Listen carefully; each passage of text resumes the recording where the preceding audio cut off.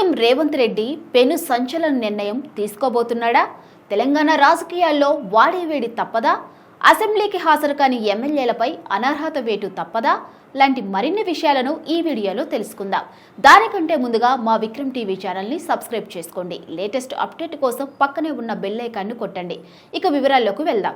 తెలంగాణలో బీఆర్ఎస్ పార్టీని టార్గెట్ చేసిన ముఖ్యమంత్రి రేవంత్ రెడ్డి ఎమ్మెల్యేలను ఒక్కొక్కరిగా లాగేసుకుంటున్నారు.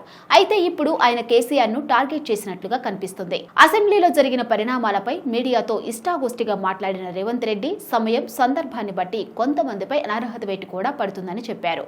రేవంత్ వ్యూహాత్మకంగా ఈ మాట చెప్పారని ఎవరికైనా అర్థమవుతుంది. ఎందుకంటే సీఎం ఆఫ్ ది రికార్డ్ చెప్పారు, కానీ ఈ విషయం అందరికీ చేరేలా చెప్పారు. తన దగ్గర ఆ అస్త్రం కూడా ఉందన్న సంకేతాలు పంపారు. ఇంతకీ అనర్హత వేటు ఎవరిపై ఉంటుందనేది ఇప్పుడు తెలంగాణలో హాట్ టాపిక్ గా మారింది.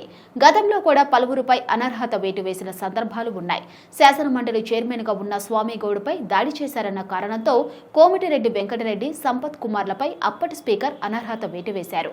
ఇందుకోసం పెద్ద డ్రామా నడిపారన్న ఆరోపణలు కూడా ఉన్నాయి. అలాంటి డ్రామాలు నడిపి తాను కూడా అనర్హత వేటు వేయించగలనని రేవంత్ రెడ్డి తన వ్యాఖ్యలతో సంకేతాలు పంపారని విశ్లేషకులు భావిస్తున్నారు. అయితే రేవంత్ మనసులో టార్గెట్ ఉందని, ఆ టార్గెట్ లో ఉన్నవారు ఎవరా అని కాంగ్రెస్ వర్గాలు కూడా ఆసక్తిగా చర్చించుకుంటున్నాయి. బీఆర్ఎస్ కి చెందిన వారిపైనే టార్గెట్ ఉంటుందని మరికొందరు వాదన. అసెంబ్లీకి రాకుండా కాలయాపన చేస్తున్న కేసీఆర్ ని సీఎం టార్గెట్ చేశారా అనే ఆసక్తికర చర్చ కూడా నడుస్తుంది. ఇప్పటికే ఎమ్మెల్యేలను లాక్కుంటూ బీఆర్ఎస్ అధినేతకు నిద్ర లేకుండా చేస్తున్న రేవంత్ మరింతగా ఆ పార్టీని ఇబ్బందులకు గురి చేయాలని అనుకుంటున్నారు.